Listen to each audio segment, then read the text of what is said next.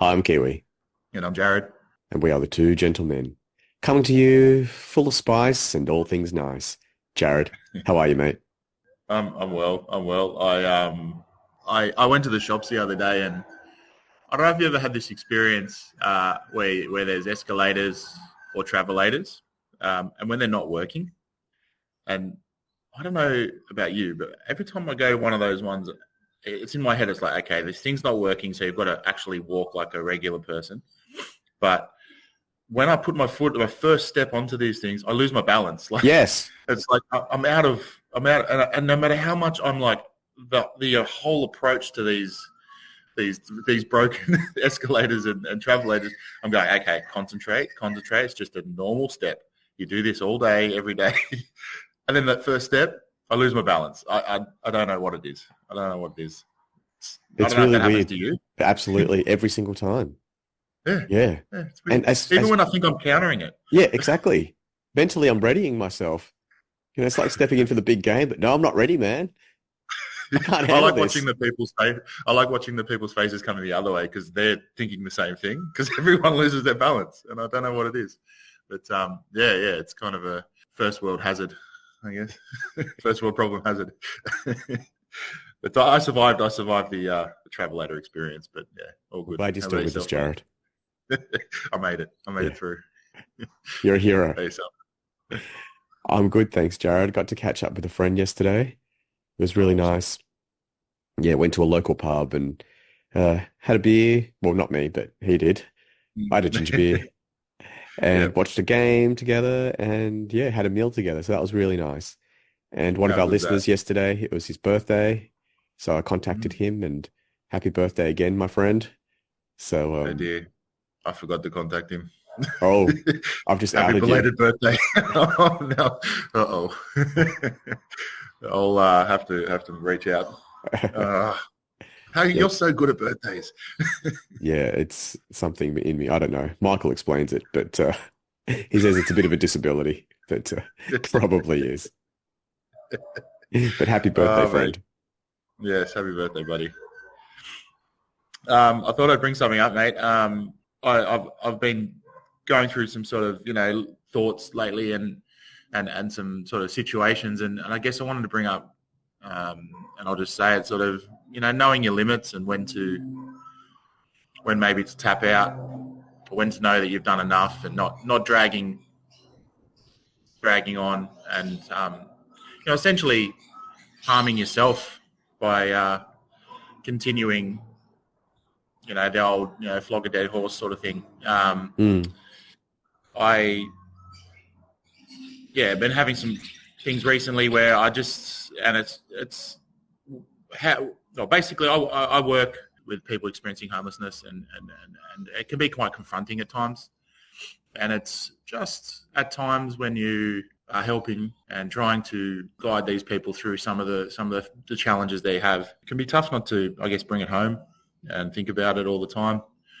And for me, when to switch off, I guess, but also like sometimes there's a lot of services around that can help in this particular regard, and I've got to let that happen. And so for me, it's just understanding that okay, I've done my bit, and that's where I can still help and be a part of the solution. But I guess my being able to hand that over and not bring it home and not dwell on it.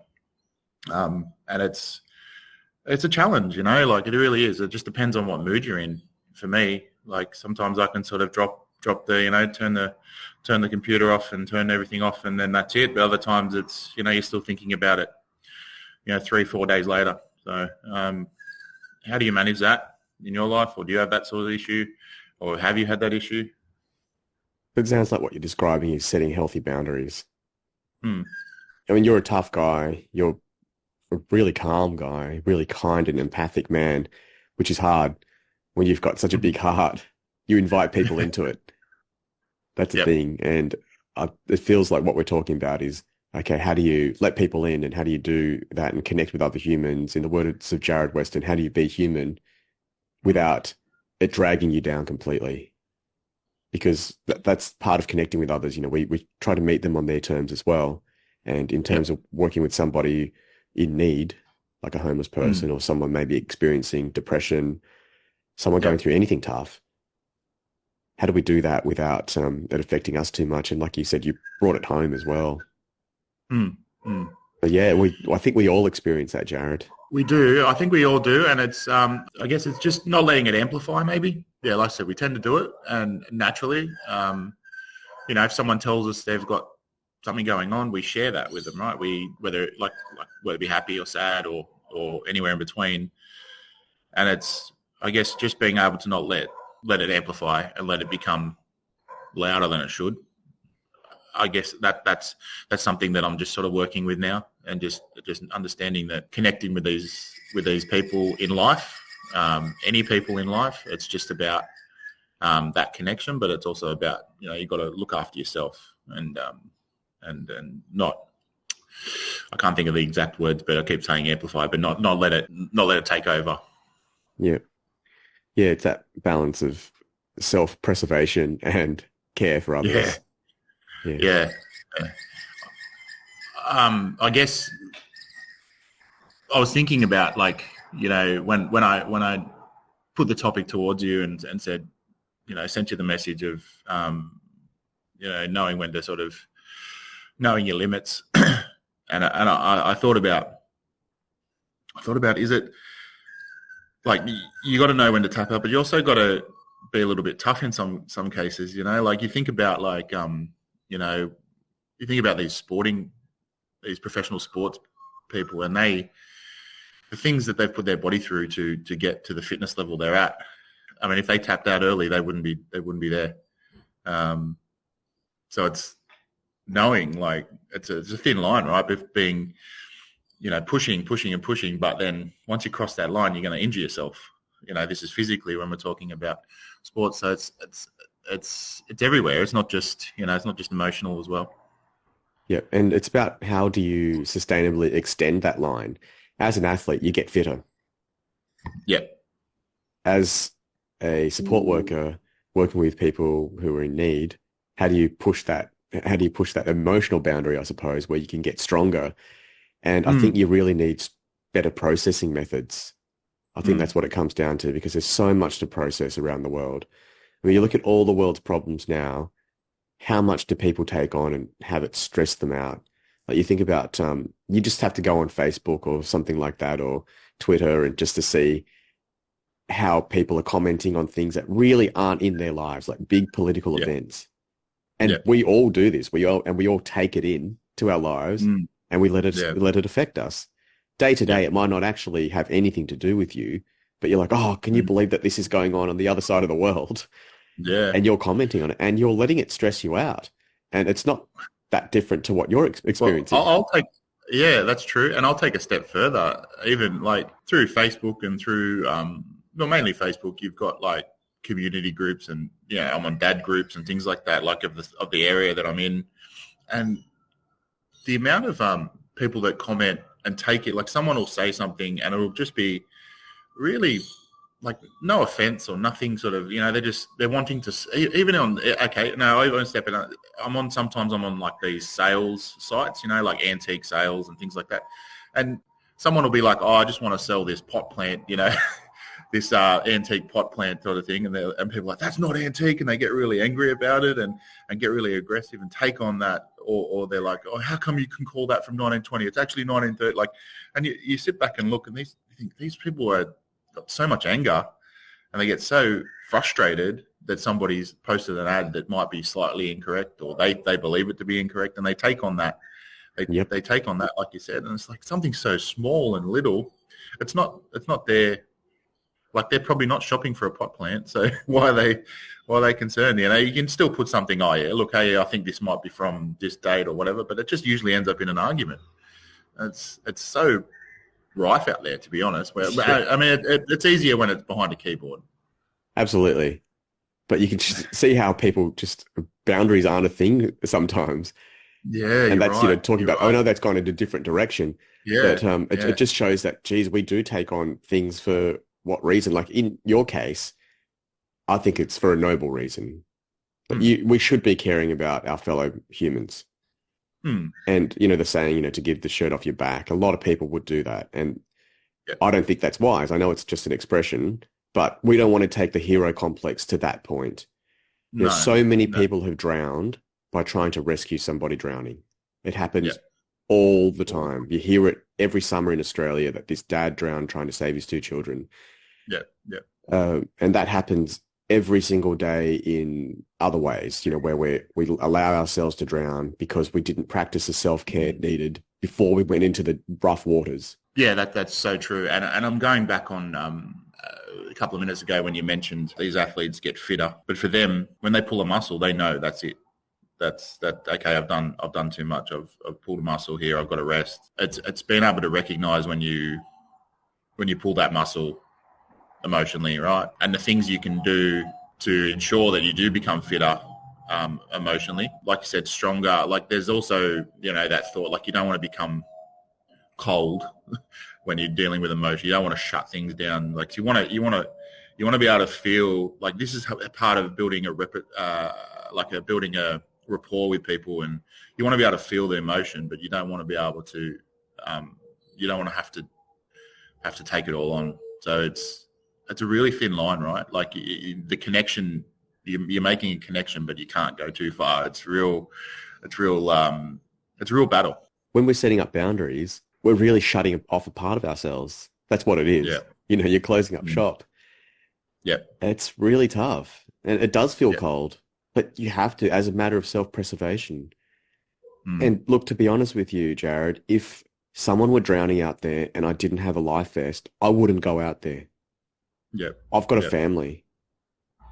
It's something beyond my control. I actually can't do that. I will die. Like that would just be a hero complex for me to go out there. People would say, "Oh, you're a coward." I don't care what you call me, but there's WHS rules with other things. There's no way anyone would let you do something like that. So why would you think that you should be doing that? And look, I know it does sound really cold, but I have to think about other things in my life. If I were a single man, I'd had nothing to live for, then sure, I could. Or if I had that many shirts that I could give the one off my back, and then I had this supply in my back pocket where I could chuck on another one, then sure. Where you've effectively got unlimited supplies, then you can do it. But we don't. And Jarad, a lot of this depends on where you are in your life currently. We're in our mid-40s. We're mid-40s now, not early 40s anymore, everybody. We're old. I know. So when we were younger, we could be a little bit more intense about this sort of stuff. Like early 20s, we're finding ourselves, it's like, I'm going to give it all. I'm going to go and live in a, retreat with these monks or whatever and, help the local village. You can go that extreme. Yeah. One of our listeners, she was working as a support worker or some sort of coordinator in a refugee camp in Greece, helping people over there. And, that was amazing for her. She's not in that position anymore. She's a young mother. She can't do it anymore. And that's totally fine. And that's where we're at now. In our mid-40s, we've got so many things to consider. I had a chat with our friend last night when I was out with him. And I said to him, you've got one job really right now. Like, your job is to be a dad. The rest of it is just to fund that. Yeah. The fact that I go to work isn't because I need to work, because it's, my big thing. And I love what I do, but my job is to take care of my family. That's it. How do I do that? Well, everything else just supports that. So I will take on every single one of my kids' issues. Absolutely. Willingly, lovingly, enthusiastically. I'll do it all. I'll take on every single one of their feelings. Anytime they cry, anytime they get sick, I feel it. Yep. But I can't do that for everything else or everyone else. Yeah, good point. And I know Erica says to me, the world would be a better place if everyone just took care of themselves. It sounds really selfish, but it makes total sense. Yeah. It's almost like, the world's, if the world just looked after themselves as a big whole, as a big chain, there'd be no weak links. There'd be no concerns. Everyone just looking up, and it would just work. Yeah, you're right. It does. At first, it sounds quite selfish, but when you think about it, it does ring true a little bit. And I really like the the way that you just said about your children and your job is, your job is to be there for your family. What you do around that, funds that, or what you learn throughout that sort of journey is to help your family and be there for your family. So it's they're the issues, and they're the happiness and the sadness and everything that you need and want to be there for. So it's you need to leave. Yeah, you can't do that for everybody, and you need to have strength for that. That family time, those family challenges, and that sharing that you have in your home, because that's the important part. Yeah, absolutely. And I just want to clarify, when I say that everyone needs to take care of themselves, that's not a political position. I just want to explain that to everybody. I'm not saying yeah, for me, that's like a personal thing that we should all strive to be self-sufficient, take care of ourselves, be responsible for our own actions. But I would never put that out there as a political position. Therefore, nobody help anybody. Therefore, we should never have any welfare. Therefore, everyone else should be able to be as capable as I am because I'm so good. No, that's not what I mean at all. No, what I mean is, ideally, let's all, educate ourselves, learn to read, right? Learn to get to know our bodies so you can know what you should be eating, find out what kind of animal you are, find out your own interests, etc., and live wholly. Now, outside of that, we need to have support from one another. Absolutely. None of us are perfect. We can't do this on our own. Not everyone's born into a situation where they can do that for themselves. Not everybody's raised in such a way where they're taught to read even. So I just want to be clear that, this isn't a political position. This is purely a idealistic, if you can do this, great. But if you can't, let's be there for each other. Our whole podcast has always been about being human, and being human is about being connected. So let's not get radical about this. I just want to put that out there. No, I didn't take that. And I even thought of it then, like, even with a chain link, you can be the strongest chain link, and you can all have all these strong chain links, but they do link. They are holding each other. So they are connected, and they are supporting each other in a certain way. So, you've got that strength, but you still need to link arms essentially to create that chain. So. Yeah, I think there's such thing as toxic individuality. So I just want to make sure that people know where I stand on this. I'm far from perfect, far from self-actualized. I'm a guy that needs help as much as so many people, other people out there. And I'm glad that, being human and living in a society, we can do this together. But ideally, we want to be able to do as much as we can for ourselves. That's all. Yeah. And look, this episode and this discussion is essentially, it is talking about how we navigate things and helping each other. I mean, that's what it's all about. And like me and you, we use this as a great way to catch up and a great way to sort of talk through things, and it's, for me, just having this quick chat about what we have been talking about is really helpful. So it's nice to be able to sort of go through your thoughts with another person. Yep. And that's what friends are for, Jared.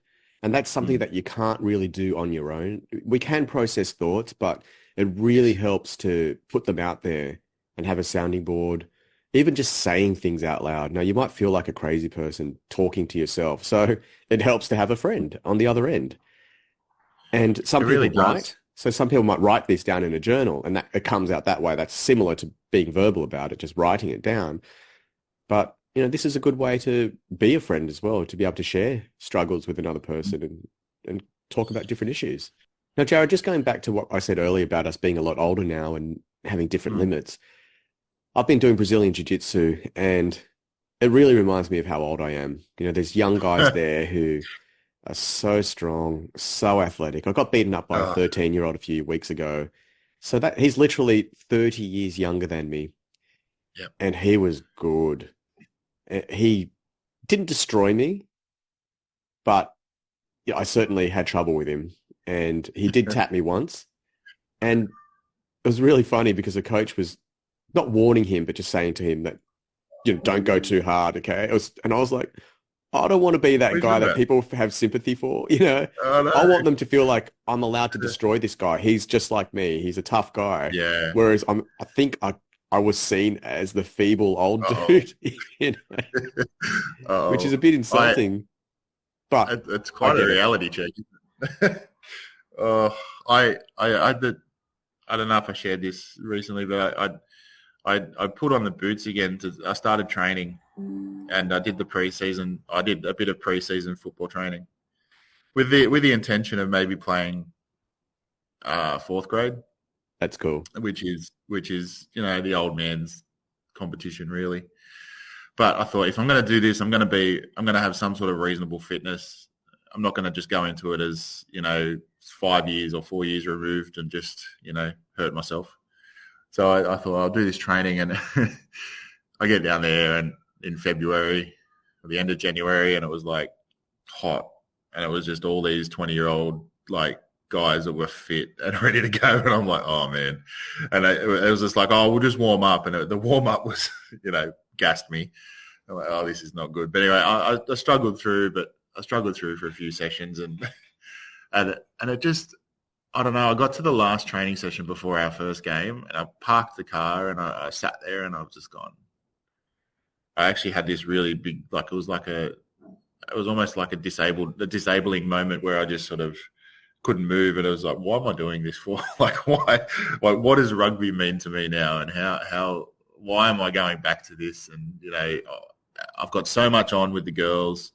There's so much on, like we're busy, busy, busy. If I get hurt, all that stuff started coming in. Those doubts and those. I was like, you know what? I've done the preseason and I feel good, but you know what? I'm just going to tap out because I just don't feel that like the sport. I was ready. Yeah, I don't know. It just had hit me as like, what are you doing? It was almost like a message from above or something, or wherever, just telling me that's it. Like, you don't have to do this because and you know what? I was so comfortable with that decision, even though I did. I trained for it and I got ready for it, and it was just, you're done, buddy. You're done. it was. I don't know where that message came from, but yeah, it was. It was probably a good one because I probably would have broken my leg or something first game. I think it came from your higher self, your common sense, but also you've earned the right to tap out. Yeah. That's the thing. Like, if you were a 20-year-old doing this, I'd be like, Jarad, come on, man. Like, Toughen up. yeah. Well, maybe I would. I think sometimes we needed that little bit of a push from a friend. Yeah. Or a personal trainer, or whoever it is, to just say, come on, mate, we can do this. Because it's hard. Preseason training sucks. It's the worst thing in the world. No one likes it. No. I don't think there's a football player in the entire world that likes preseason. And if you do, you're crazy. Yeah. You don't belong. Yeah, you don't belong talking to me. But you've done all that. So I feel like you've earned the right to tap out. Whereas other people, I feel like, look, have you been through anything? You've lived this really privileged existence. And I look at my eldest son who does jiu-jitsu with me. Well, I do it with him, I should say. He's going through some pretty tough things. Like, he's got grown men beating him up. Yeah. And to me, that's the best thing he can get. Like, right now, as a 15-year-old who has two loving parents, who has virtually absolute freedom in his life. No one bullies him. He's just got this fantastic, privileged life. And I always remind my kids of how privileged they are to have this relationship with us, with each other, to live in such a safe place. It's like, this is the best thing he can get right now. And I feel like he hasn't earned the right to say, oh, I've had enough now. Of course, I wouldn't push him to do it. If he'd said, oh, you know what, I don't want to do jiu-jitsu anymore. And unfortunately, hasn't got to that point. He's really enjoying it. But if he did, I'd want him to do it just for a little bit longer. Just to get through that, yeah. Yeah, because he's got grown men on top of him, suffocating him and putting so much pressure on him, roughing up his head. And when I think about what do I want him to get out of this, honestly, it's guys on your head roughing you up. And that's what, you get in rugby all the time. You're sticking your head in scrums and you're tackling and it just conditions you for life. That's what I felt. And this is, he's going to be a garbo. He's going to work in a very masculine industry around guys who literally just got out of jail. guys who may be doing meth on the job. I'm not exaggerating, listeners. This happens. Okay. And he's told me all this stuff. So I don't want him to learn this so he can fight the guys. But when you know self-defense, martial arts, or, a contact sport like rugby, your body language changes. Yeah, there's a confidence there. Yeah, you don't walk around really small like a victim. And my son is ripped, all because of jiu-jitsu and chasing garbage trucks. He's really fit just from living his life. And, I don't want him to do weights. He's too young to do weights. But, when he starts lifting garbage bins and moving really heavy stuff, he'll be ready for that. And you want to be conditioned as well. Yeah, and he won't be tapping out. Now, a 50-year-old or 60-year-old driving a truck for 20, 30 years, they're allowed to tap out. They're allowed to, I'm going to get an office job now. Yeah. But my son, I want him to relish the challenge. When it's pouring with rain and he's running out there moving bins, jiu-jitsu will help him because he's had sweaty guys on top of him trying to beat him up. He's had to fight them off and not tap. So it's all, I think, it's about earning that. And I love the fact that he's going through something so challenging. You're right, I think. But that puts us in that category, It's funny. So you've earned the right to tap out because you're old, But it's just I think part of that reality check I got was I'm too old. So yeah. Look, you're too old for that, but you're young enough for many other things. I know a guy at our jiu-jitsu club that started at 58. He's currently 66. Yep. So it's never too late to try something new. I agree. And it's actually quite invigorating when you do, like when you actually get out of your comfort zone. It's and you might have said, okay, I've done everything I need to do in this, like let's go in this particular sport, but to actually have a crack at something else is quite invigorating, and it gives you a boost. You're back to being that. You're learning again. You're back to being that. That not child, but you're back to being that sort of like, I don't know where to go with this. It's all like, whereas, when you know everything back to front and okay, this person's going to do that and I do this and to counteract this, that it kind of gets a little bit boring. Yeah. But yeah, it's really, really good to, when you're a bit older to have a crack. So yeah, look, it's probably that time in my life that I do have a look at something different than go back to rugby. Jarad, I just want to go back to the giving yourself permission and earning the right to tap. I used to have cold showers all the time. I started in 2018. It's now 2024. So I've done it for a long time, but now I don't feel guilty about having a hot shower because I've done it enough. I've earned the right. Yeah. The other day I was in the sauna and I have to clock up 20 minutes to get my heart rate up. But Erica, she's such a beast that she adds so much water to the sauna that it just gets so hot. Like an Erica sauna is different to a Kiwi sauna. You know what I mean? So I'm in there with her going, geez. But in the sauna, I haven't earned the right to tap out because I haven't proved enough times that I can handle this. The previous time I sat on the higher step for the whole 20 minutes and took it like a champ. The last time we did it, I kind of, stuck down to the lower step for a second and added more water, but subconsciously I'm like, this actually gives me a tiny little break from the really bad heat. So I haven't actually earned that right yet. I feel like I've got to prove myself, my mental toughness, many, many, many more times in the sauna with Erica Heat. She goes in there and she does wall sits, where you sit up against the wall with no chair. Yeah. She does that for a minute so she can raise her heart rate up to at least 150 BPM. I did a 15-second wall sit and I almost died. Really? Yeah. My sister now, she gets up at 6 a.m. She lives in Victoria where it's freezing and has a 3-minute cold shower and then goes to yoga. Oh. Yeah. So wow. She will keep that up for a while, I hope, and then she's earned the right. That's cold. That's different to Sydney cold.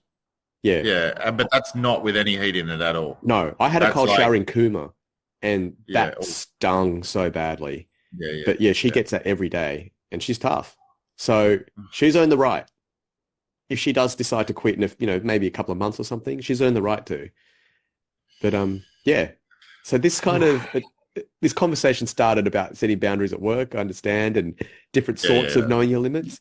But I guess overall, we've just looked at, No, I no, I suppose, wanted it to pushing go there. ourselves, Yeah, pushing ourselves as well as understanding healthy limits. yeah, yeah. No, 100%. That's where I wanted it to go. Like I know I started out with a situation like with the situation that's happening or happened, but yeah, definitely it definitely had a chance to broaden out into our life. Thanks so much, Jared. And look, all our listeners, I hope you're living well within your bounds. But if not, don't be afraid to push yourself a little and always talk to friends. And there's always people around that, willing to help you explore your boundaries and to see, how far you are willing to go and what's actually important at this point in your life. Oh, absolutely, buddy. Totally agree. Jared, thank you so much. See you next time. See you, mate. Bye.